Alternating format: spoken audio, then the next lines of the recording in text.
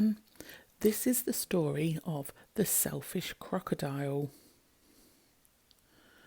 All of the animals look rather sad here.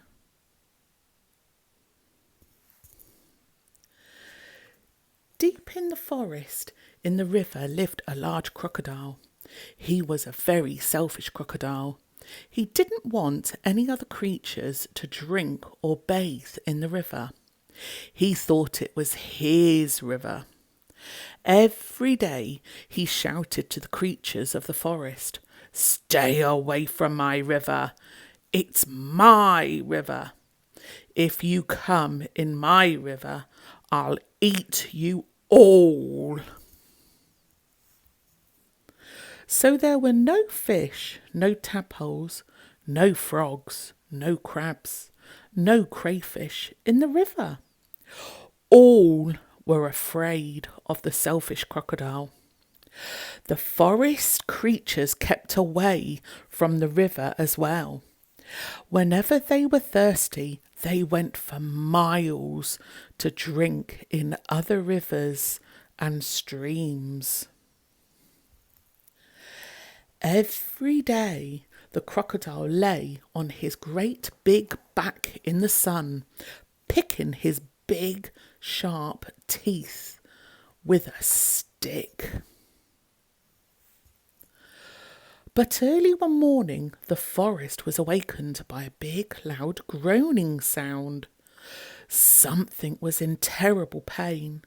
The creatures thought that it was an animal caught by the crocodile. Oh! But as the sun came out brightly, they saw that it was the crocodile who was in pain.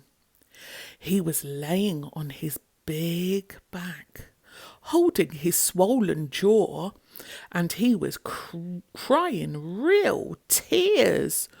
Oh, oh. The creatures grew closer, but not too close. Some of the creatures felt sorry for the crocodile. "What's the matter with him?" asked a deer. "I don't know," said a squirrel. "Maybe he's going to die," chirped a bird. "If that happens, it'll be safe to go to the river," grunted the wild pig. The animals thought about this. They hung from the branches. They hung from the vines. They buzzed in the air. And they shook their heads as they watched the great big crocodile in pain. No animal tried to help. Suddenly, a little mouse appeared, sniffing the air. He ran along the crocodile's tail, then onto his tummy. The other creatures stared. "Look at that mouse," chattered a monkey. "He's either very brave or mad." "He's going to be eaten for sure," said the iguana. The mouse crept along the crocodile's big neck and into his open mouth.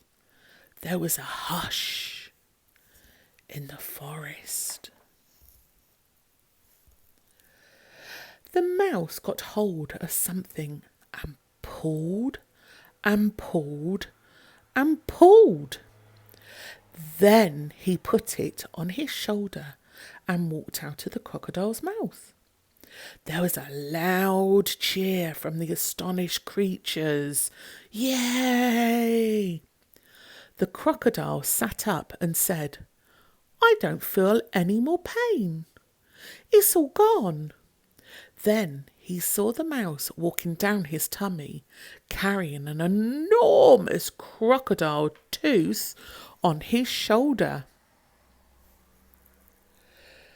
"Your bad tooth was giving you toothache," answered the mouse, turning around to face the now smiling crocodile.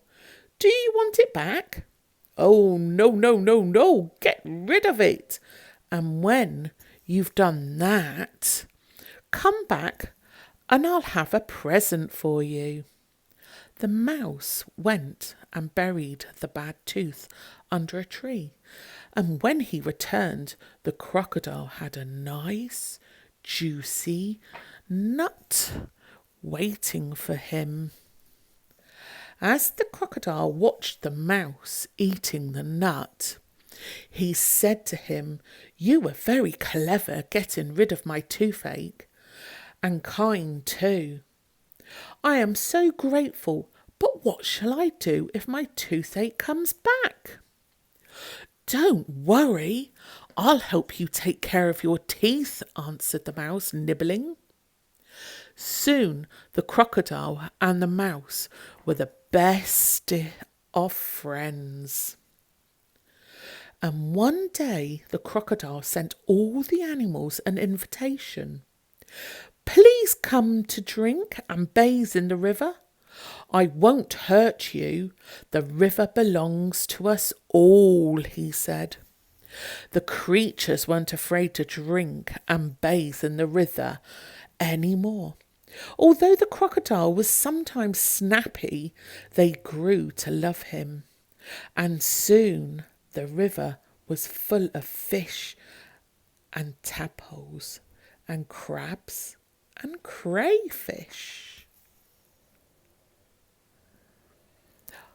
All of the animals look happy now. The end.